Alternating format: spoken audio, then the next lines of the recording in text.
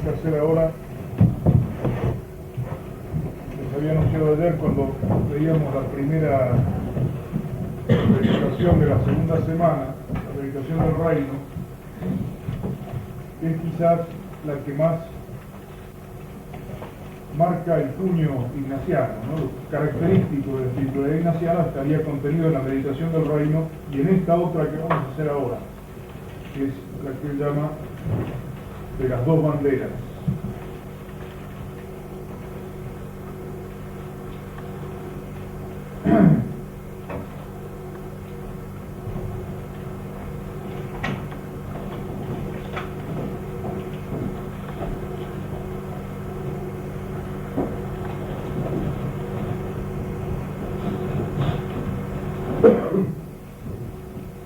Meditación de las dos banderas, la una de Cristo, sumo capitán y Señor nuestro, y la otra de Lucifer, mortal enemigo de nuestra humana natura.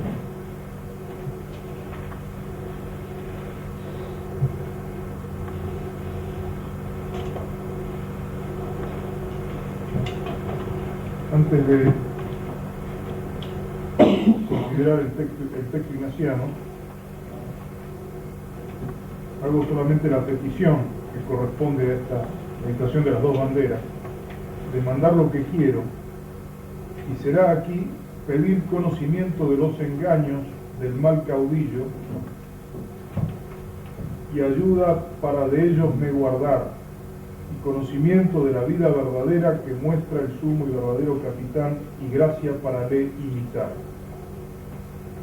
Después una meditación que apunta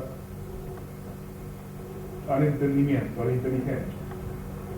Se trata de aguzar nuestra inteligencia, de hacerla apta para conocer los engaños del mal caudillo, o sea, del enemigo. Así como la meditación del reino debía dilatar el alma con el descubrimiento del ideal, en esta se trata de aterrizar en concreto circunstancias en que se va a cumplir o no ese ideal y aguzar la inteligencia para que nos sirva de guía, para discernir, descubrir los engaños del mal caudillo. A modo de preámbulo, debemos considerar, tener presente ciertas precisiones. La primera de ellas, que ese reino en el cual meditábamos ayer es una realidad sobrenatural. Y lo que se le opone también es de orden sobrenatural. Y para conocer las realidades de orden sobrenatural hay que recurrir a potencias sobrenaturales, facultades sobrenaturales.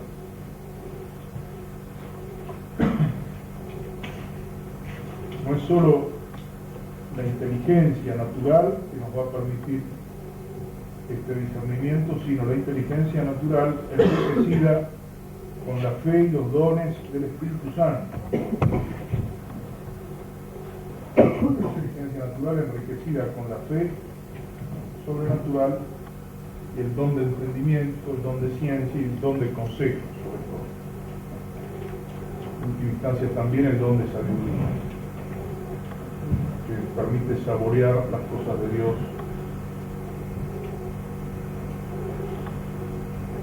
y pone en evidencia las cosas del diablo. Eso es lo que hay que pedir entonces. Si pedimos que Dios nos ilumine el entendimiento, no se trata solamente del entendimiento natural, sino del entendimiento enriquecido con toda esta dotación sobrenatural por nos inspira. Un buen texto de la Escritura para enmarcar el asunto es aquel de Efesios 6:10 en adelante, donde nos recuerda San Pablo que nuestra lucha no es con los hombres, no es contra los hombres, sino contra Satanás. Por supuesto que compromete a los hombres, pero no es contra ellos en particular, sino contra Satanás. Por lo demás, confortados en el Señor y en la fuerza de su poder, vestidos de toda la armadura de Dios para que podáis resistir a las insidias del diablo, que no es nuestra lucha contra la sangre y la carne, sino contra los principados, contra las potestades, contra los dominadores de este mundo tenebroso, contra los espíritus malos de los aires. Tomad pues la armadura de Dios para que podáis resistir en el día malo y vencido todo os mantengáis firmes. Estad pues alertas, ceñidos vuestros lomos con la verdad, revestida la coraza de la justicia y calzados los pies, prontos para anunciar el evangelio de la paz. Embrazad en todo momento el escudo de la fe, con que podáis apagar los encendidos dardos del maligno. Todo un símil militar, ¿no? Que es el mismo que va a utilizar ahora San Ignacio en esta meditación. Entonces no es nuestra lucha contra la sangre y la carne, sino contra los principados, las potestades, contra los dominadores de este mundo. Se trata pues de pedir la gracia de conocer a este enemigo invisible que se hace patente con ciertos síntomas visibles y de vencer. Primera precisión sería esa, ¿no? Lo que decía, llegar a afirmar con Chesterton, si no creyera en Dios, creería al menos en el diablo, observando la realidad, mundo, humano.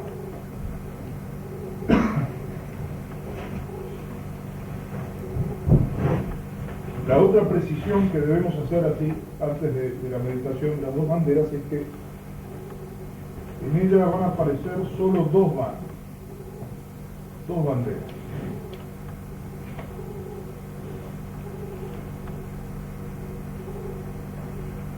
Será el primer preámbulo que da San Ignacio, es la historia, será aquí cómo Cristo llama y pide a todos debajo de su bandera, y Lucifer al contrario debajo de la suya. Son dos banderas. ¿Con Cristo o contra Cristo? Esos dos bandos en guerra. Equivalen a las dos ciudades de San Agustín, la ciudad de Dios y la ciudad del mundo.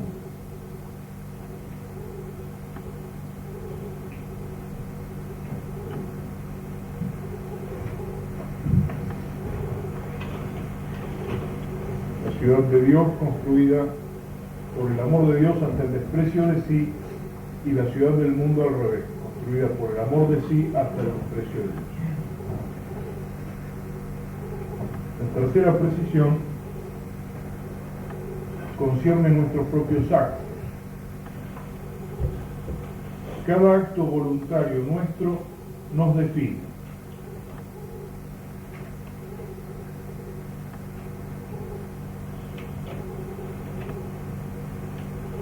Como miembros de una de las dos ciudades.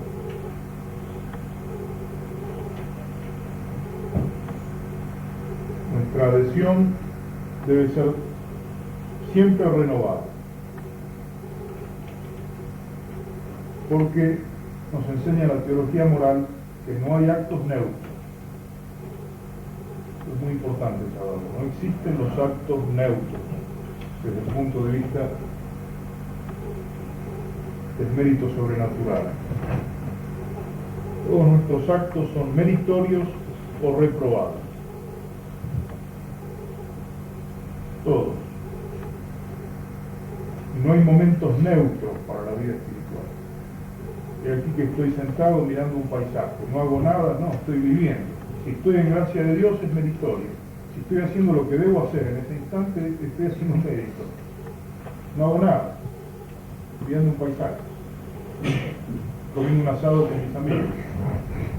Si debo hacerlo, está bien. Si no hay un desorden, si está todo según la voluntad de Dios, es meritorio. Hago mérito comiendo un asado. Yo sé que tengo que hacer mérito haciendo penitencia. Pero no imaginarse la vida espiritual como algo absolutamente desligado de la realidad humana, todo lo contrario. La gracia perfecciona a la misma naturaleza. la ordena, la sobreeleva, la perfecciona. No hago mérito únicamente cuando estoy de rodillas delante del sagrario. El problema es que si no estoy de rodillas delante del sagrario, todo lo demás que haga se va a desordenar. Y ahí va a ser un desastre. Entonces todo lo que haga va a apartarme de Dios, y en vez de hacer mérito me aleja. No hay actos neutros. Mis actos o me acercan a Dios o me alejan de Dios. Ningún acto humano libre es neutral en esto.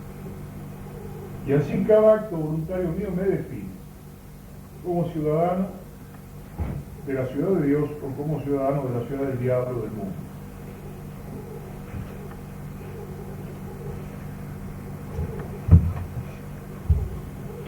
Y el ejército del Señor, en definitiva, se compone de santos.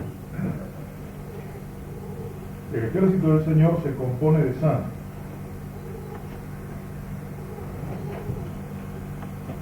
Por último, la última precisión antes de entrarnos en la meditación en sí.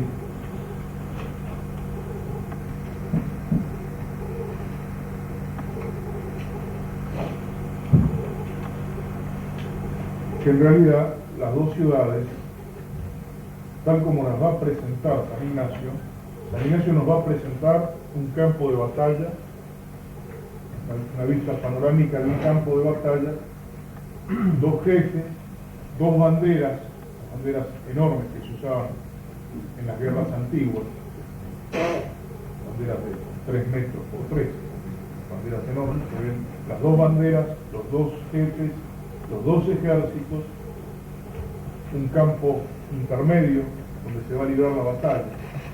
La realidad no es esa, la realidad es la parábola del trigo y la cizaña. Los dos campos, las dos ciudades se entrelazan, se mezclan y se disputan la historia de los pueblos, de las instituciones, de las conciencias y de las almas. La cizaña y el trigo, lo que Jesús nos enseña a través de esta parábola.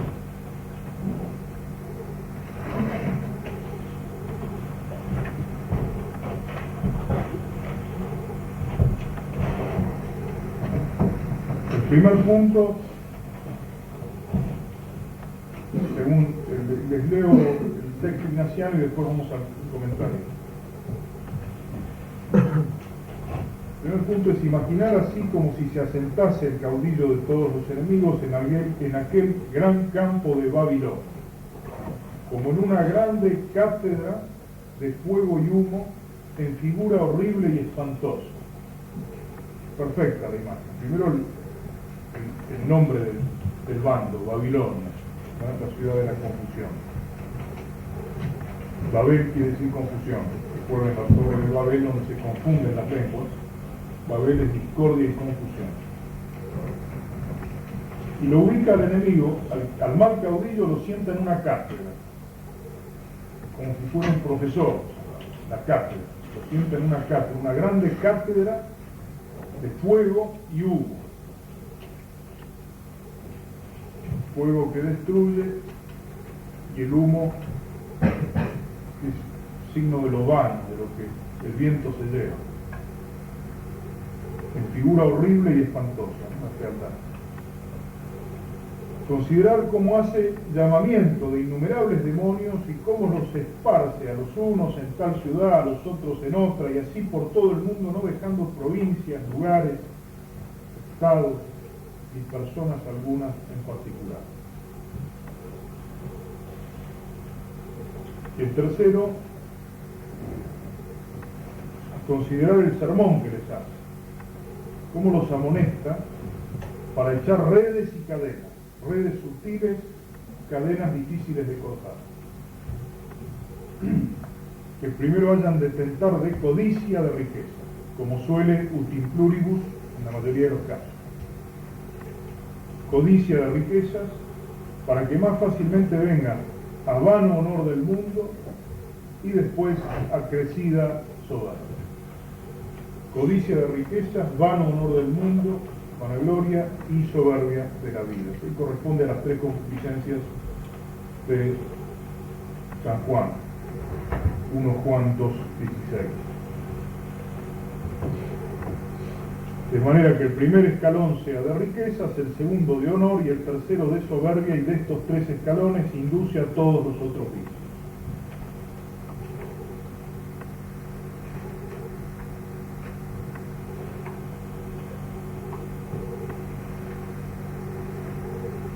Y así por el contrario se ha de imaginar al sumo y verdadero capitán que es Cristo nuestro Señor, y en el primer punto de esta parte, considerar cómo Cristo nuestro Señor se pone en un gran campo de aquella región de Jerusalén, en lugar humilde, hermoso y gracioso. Crea el contraste sensible con la cátedra de fuego y humo, las redes y cadenas, y la figura horrible y espantosa. Ahora, un lugar humilde, hermoso y gracioso, Jerusalén, visión de paz, quiere decir, considerar cómo el Señor de todo el mundo escoge tantas personas, apóstoles, discípulos, etc., y los envía por todo el mundo esparciendo su sagrada doctrina por todos estados y condiciones de personas. Y ahora considerar el sermón que Cristo nuestro Señor hace a todos sus siervos y amigos, que a la tal jornada envía encomendándoles que a todos quieran ayudar en traerlos, primero a suma pobreza espiritual, y si su divina majestad fuere servida y los quisiera elegir, no menos a la pobreza actual, a deseo de oprobios y menosprecio, porque de estas 2 cosas se sigue la humildad, de manera que sean 3 escalones: el primero, pobreza contra riqueza; el segundo, oprobio o menosprecio contra el honor mundano. Pobreza contra riqueza, oprobio y menosprecio contra el vano honor del mundo. Y el tercero, humildad contra soberbia. Y de estos 3 esclavones induzcan a todas las otras lecciones. Termina con un coloquio solemne, coloquio a Nuestra Señora, a la Virgen, porque me alcance gracia de su Hijo y Señor, para que yo sea recibido debajo de su bandera. Y primero, en suma pobreza espiritual, si su divina majestad fuere servido y me quisiera elegir y recibir, no menos en la pobreza actual, en pasar oprobios, en injurias, por más en ellas de imitar, solo que las pueda pasar sin pecado de ninguna persona ni displacer de su divina majestad, y con esto una Ave María. Pedir otro tanto al Hijo para que me alcance del Padre, y con esto decir el alma de Cristo, ánima Cristo. Pedir otro tanto al Padre para que Él me lo conceda, y decir un Padre Nuestro. Este ejercicio se hará a medianoche y después otra vez a la mañana, y se harán 2 repeticiones de este mismo a la hora de misa y a la hora de vísperas, siempre acabando con los 3 coloquios de Nuestra Señora, del Hijo y del Padre. Después viene otro ejercicio.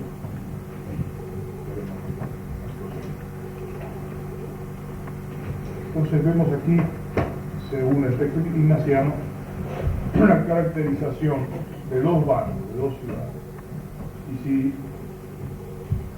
tratamos de indagar en estos 2 bandos para hacer nuestra meditación y para adquirir esa sagacidad a la cual se orienta este ejercicio, esa agudeza del intelecto iluminado por la fe para reconocer los engaños del enemigo, del mal enemigo, detengámonos primero en las apariencias.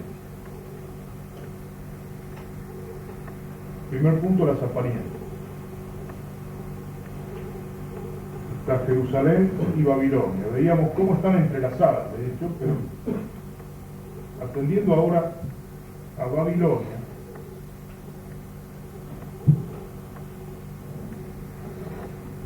aparentemente en esta batalla frontal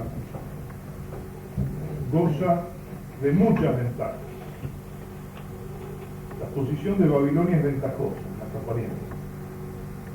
Goza de muchísimas ventajas sobre Jerusalén. La primera ventaja, a la cual somos muy sensibles normalmente, no hay que caer en ello, pero el hombre es muy sensible a esto. La primera ventaja es el prestigio del número.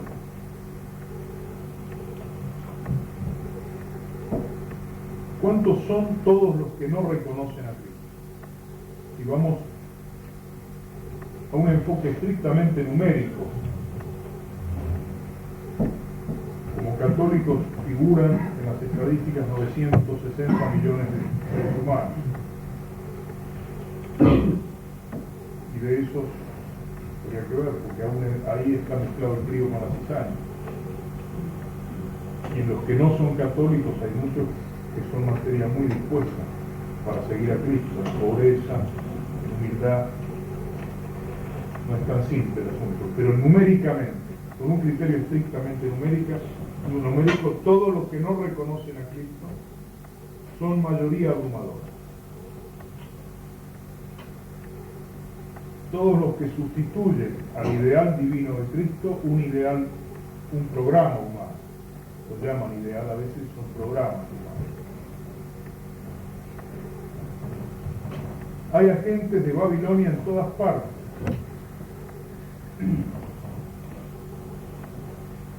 El demonio los esparce, nos dice San Ignacio, sin dejar estado alguno sin atención. En todas partes hay agentes de Babilonia, de tal modo que no le cuesta nada al demonio recurrir al voto. Ante la duda votemos, a ver, ¿cuántos están por ese ideal del reino? En situaciones concretas, con respecto a temas concretos. Ante la duda, ¿qué dice la mayoría? ¿Cuántos son los que defienden esto? ¿Cuál es el número de los que adhieren a esto? El prestigio del número es brutal. En una oficina, por ejemplo. No, son dos tipos sueltos que están en la gran mayoría piensa distinto. Una oficina, un país, provincia, una ciudad, lo que ustedes quieran. Hasta en una parroquia. Hasta en una parroquia. Después vamos a ver más en detalle este tipo de cosas. El prestigio del número, en primer lugar, y el prestigio de la fuerza, en segundo lugar. La fuerza brutal, impresionante. Todos los medios coercitivos que ni siquiera soñaron los grandes tiranos de la antigüedad. Los servicios de inteligencia trabajan para Cristo.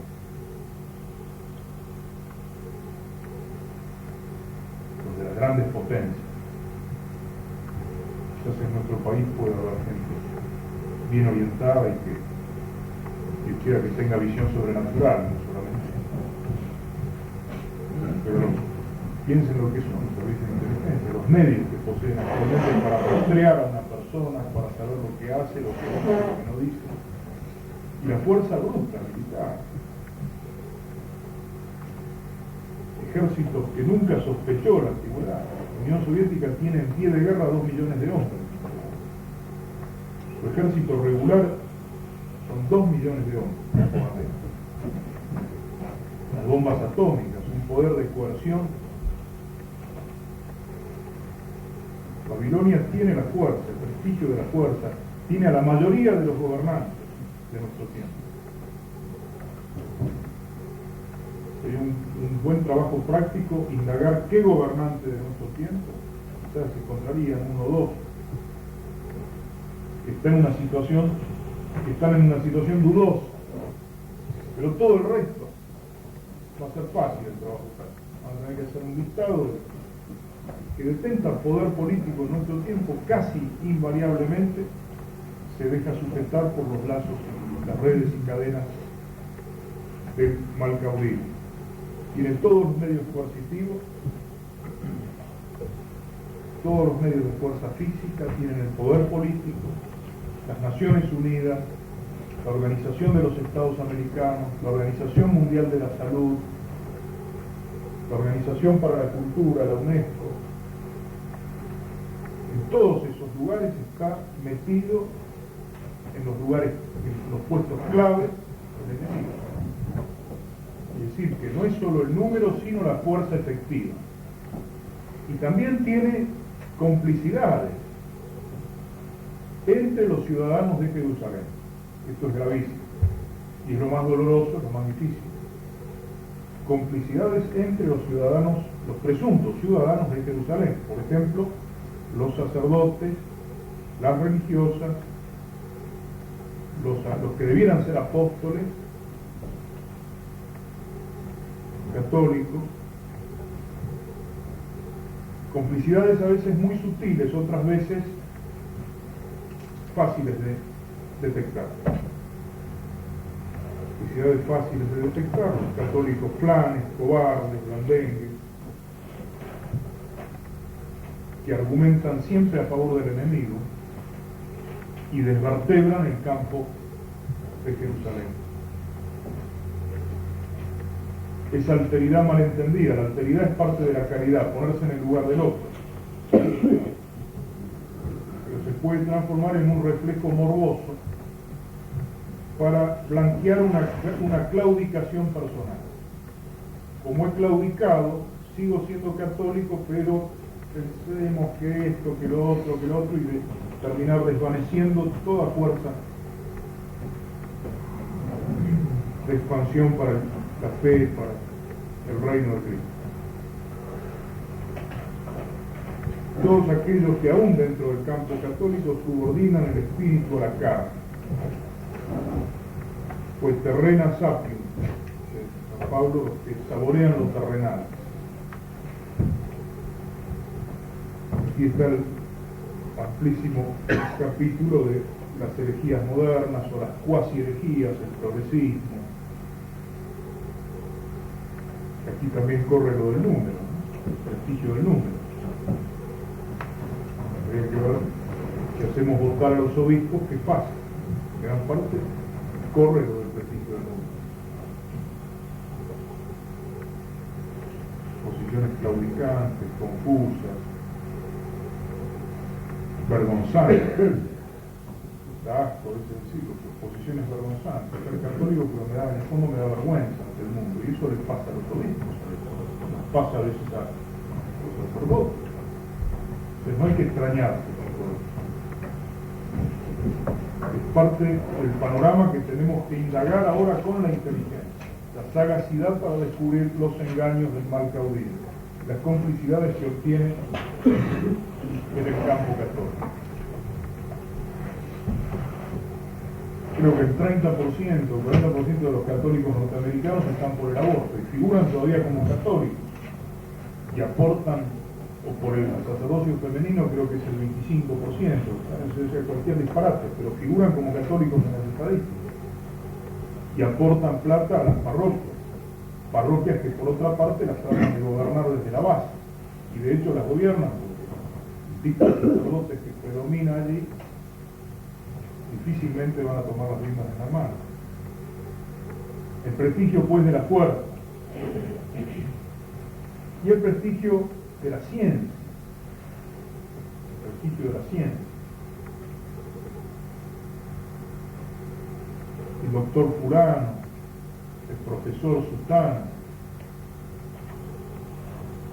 premio Nobel de Física 1976, dijo que Dios no existe, o que sí, Dios existe, pero es una ilusión del hombre, o cualquier macana. El prestigio de la ciencia. Los grandes científicos, no sé en qué porcentaje, ahí también se conjuga con lo del número. El gran economista fulano de la Universidad de Harvard y de Princeton ¿en qué campo está? ¿Babilonia o Jerusalén?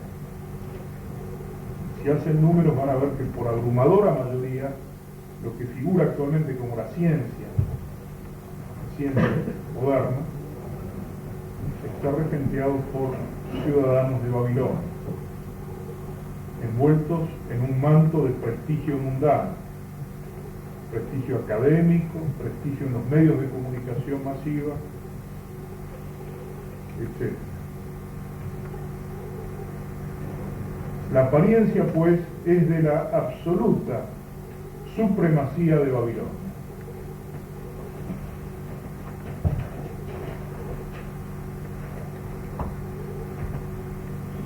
Y antes de pasar a la verdad, estábamos viendo las apariencias, conviene destacar la táctica que rige el obrar de Babilonia. Es la táctica del diablo, siempre la misma desde el Génesis, desde el libro del Génesis. Exalta para humillar, exalta para degradar.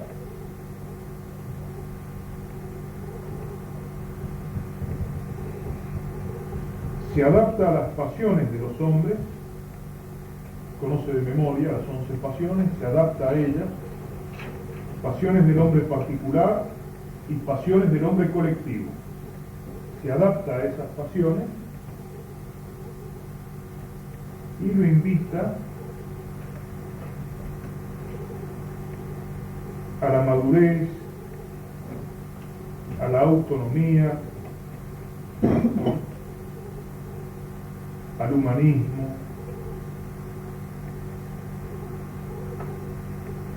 a un sistema de vida razonable, próspero, ordenado, que sirva al hombre.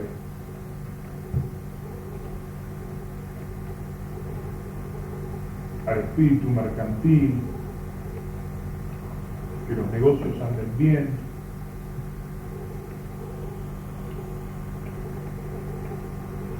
Es el seréis como dioses del Génesis multiplicado con diversas facetas. Son redes envolventes, ¿no? Redes y cadenas, redes que después se transforman en cadenas. Primero son redes, después son cadenas. Esas redes envolventes las esparce por el mundo Satanás en nuestro tiempo a través de la opinión pública. A través de la opinión pública amasada por los medios de comunicación. La opinión pública amasada por los medios de comunicación, convenientemente dispuesta por los medios de comunicación, esparce las redes.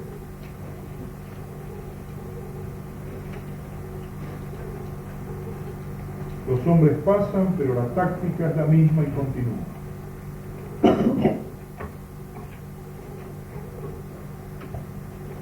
Y hay dos puntos que debemos destacar para que en esta primera etapa de la meditación adquiramos un olfato cristiano para descubrir los engaños de Satanás. Y es que las obras satánicas siempre están selladas con un doble cuño. El que aparece en el Evangelio, antes en el Génesis, pero Jesús lo detecta así en el Evangelio. La mentira y la muerte. Cuando esas dos cosas van juntas, estamos ante una obra manifiestamente satánica. Pueden ir provisoriamente separadas. Viene primero la mentira, una mentira sutil, y a la larga viene la muerte. Muerte espiritual y muerte física también. Puede darse la muerte física, la muerte espiritual, y no se detecta todavía la mentira. Pueden estar provisoriamente separadas, pero cuando van las dos juntas, ahí no nos puede caber la menor duda, mentira y muerte. Por ejemplo,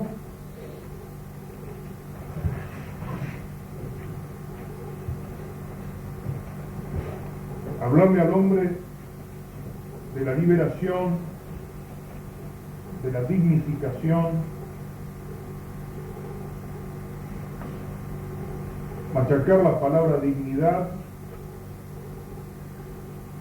la palabra autonomía, dignidad, plenitud, etc.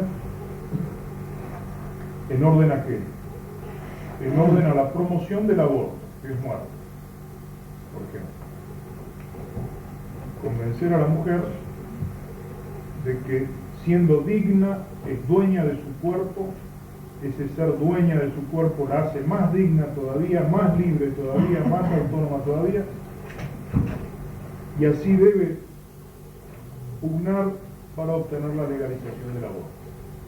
Ahí está el padre de la mentira, el que es homicida desde el principio. A modo de ejemplo, siempre traigo en esta meditación de las dos banderas este libro, porque es un solo muestrario, pero de antología, este pocas veces se encuentra tan bien resumido, tan espléndida, resumen cómo sale, se muestra la cola acá el diablo de forma. Esto está en francés, es un señor que se llama Pierre Simon, La vida antes que nada, la vida antes que nada. Ahí está la caripela del sujeto, terrible. Es ginecólogo, partero, cirujano, antiguo gran maestre de la Gran Logia de Francia, y directamente se manifiesta como masón, ¿no? Por él. Se ve que la vanidad aquí venció su astucia. Por vanidad, como va a dar a entender todo lo que él hizo por la humanidad en este siglo. Entre otras cositas, es el primer gran promotor del aborto en el mundo, como algo legal.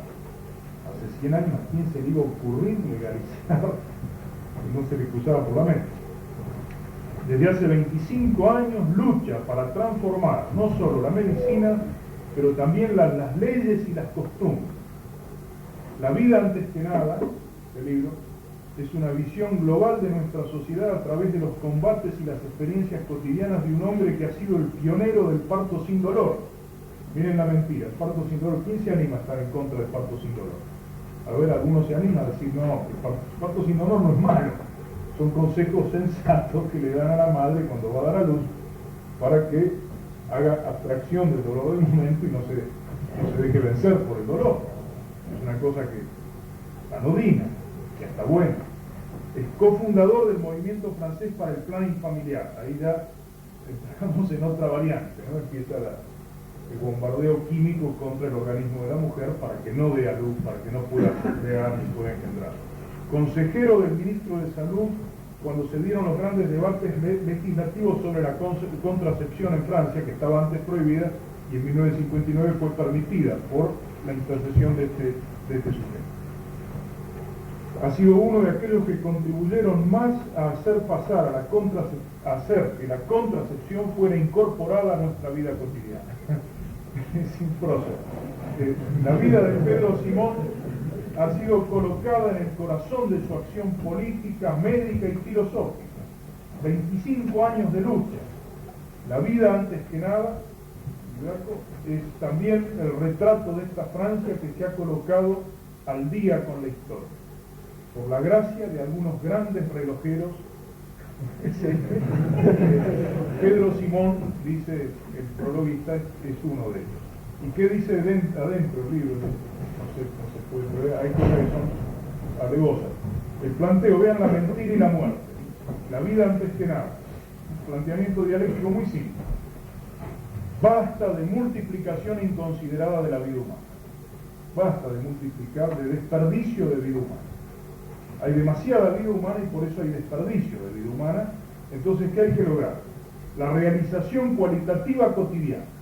Verso infernal, o sea, basta de desperdicio de vida humana y pasemos a una realización cualitativa cotidiana.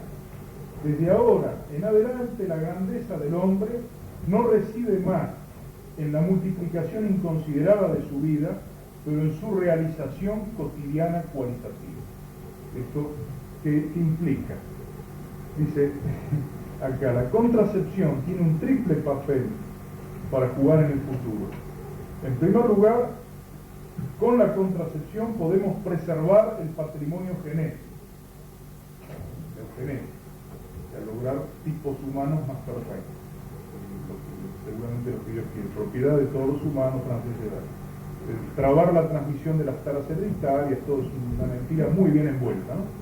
El segundo, este es el que decíamos recién, terrible. El segundo papel de la contracepción consistiría en la administración cualitativa de la vida. La salud es propiedad del pueblo entero. La salud es semejante sentencia para decir que hay que legalizar el aborto en el mundo. Y una vez legalizado el aborto en el mundo, se va a poder administrar cualitativamente la vida humana y por eso se titula el libro La vida antes que nada. Pero para exaltar la vida hay que promover la legalización de la muerte de los seres humanos en el seno materno. Y sin llegar a estos planteos así tan académicos y especiosos, de hecho, en el mundo moderno, y esto hay que tenerlo muy presente en esta meditación de las dos banderas, uno de los puntos donde el demonio rompió la rosca, se le fue la mano, rompió la rosca, entonces se lo detecta muy fácil, es el tema del aborto.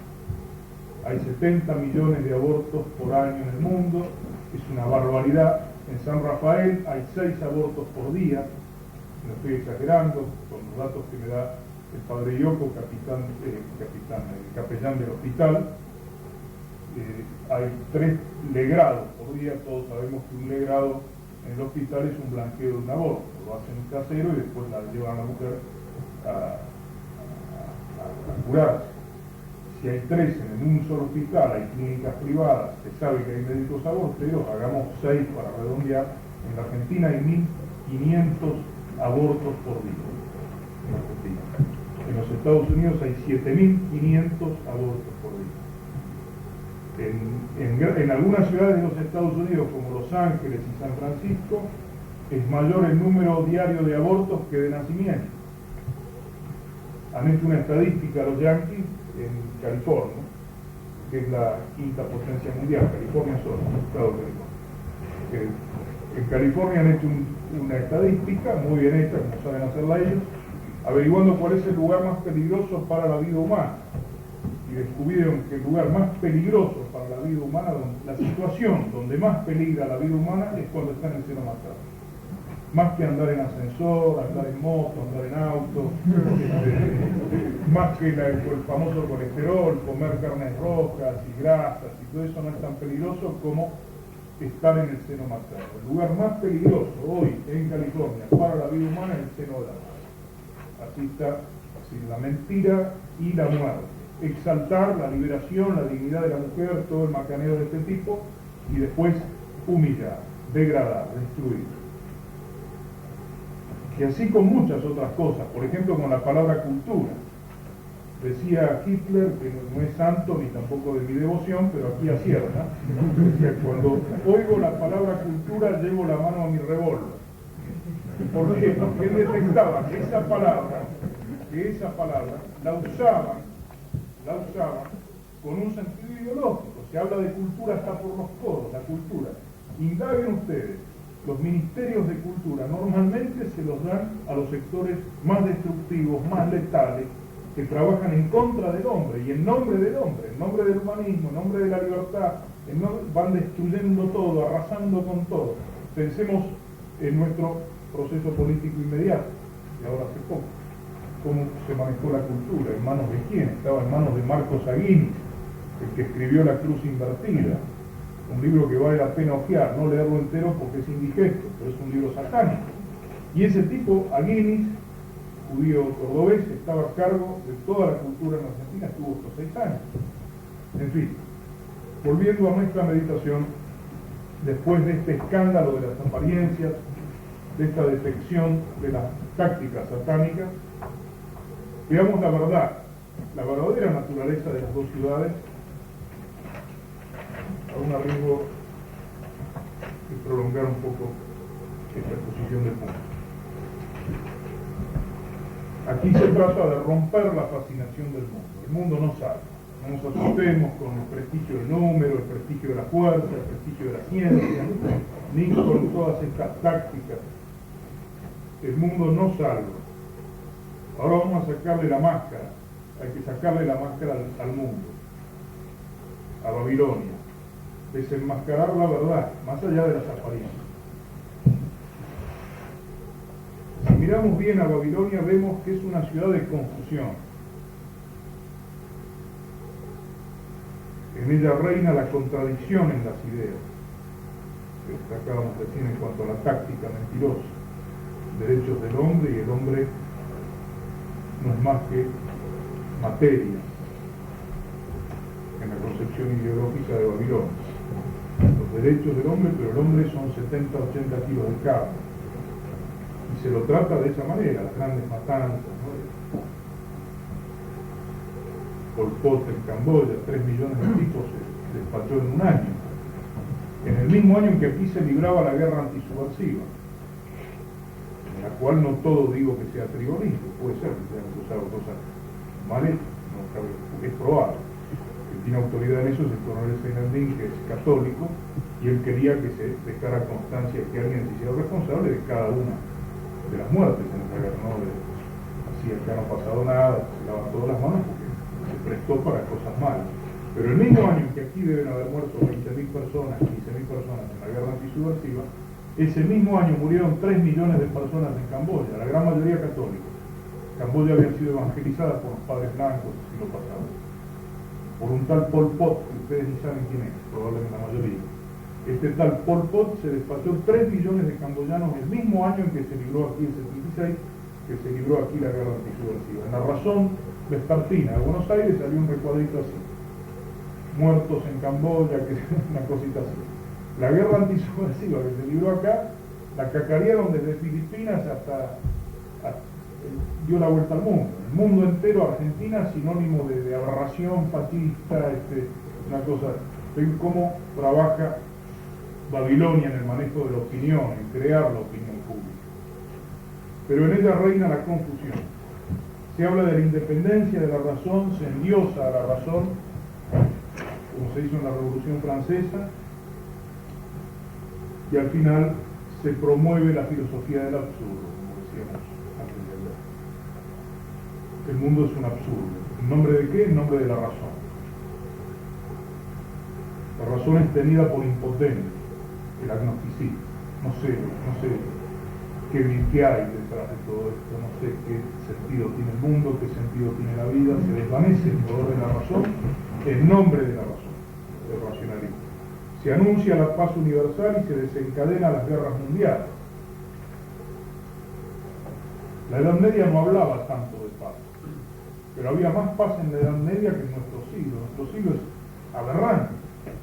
Hagan la suma, nada más. Primera Guerra Mundial es un fenómeno nunca visto. Millones de muertos. Se experimentó todo el armamento moderno. Por primera vez se utilizó la aviación, las ametralladoras, los tanques, la guerra química, la guerra bacteriológica, que se utilizó en la Primera Guerra Mundial. Una cosa impresionante, satánica. La Segunda Guerra Mundial, uno lo lee fácil así, dice, bueno, la Segunda Guerra Mundial fueron 4 años, 5 años, hay que ver lo que fue. 17 millones de muertos en Rusia, nada más. Y así, bueno, Vietnam, Camboya, Corea, Biafra, Medio Oriente, el mundo en guerra, y se habla de paz. Se pervierte el lenguaje, como veíamos recién, ya los términos no significan más nada. Las palabras más nobles han quedado bastardeadas: libertad, paz, amor, democracia, todo. Es una ciudad también de lágrimas, y de lágrimas amargas, es una ciudad de amargura. Más allá de las máscaras, cuando caen las máscaras, es una ciudad amarga. Hay una decepción de raíz, decepciona Babilonia a sus ciudadanos. El diablo exalta para degradar, y los degrada en la peor de las tristezas, en la peor de las amarguras, más allá de los bailes, de las fiestas, del ruido y de la mentira, y de todas las máscaras. El corazón de Babilonia es amargura. El alma del hombre moderno está de luto, anclada en una profunda tristeza, más allá de todas las mentiras. Le hacen creer al pueblo que la tierra puede ser un paraíso y la transforman en un infierno. Bien nos valga la experiencia histórico-política nuestra como argentinos de los últimos 6 años. Tan útil este ejemplo, y no es que haga política, hago teología. Esto es hacer teología, detectar las mentiras, mostrar a dónde lleva.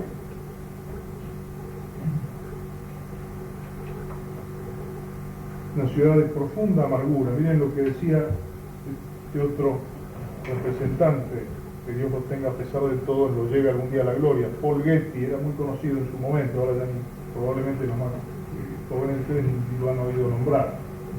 Era el hombre más rico del mundo en su momento, Getty.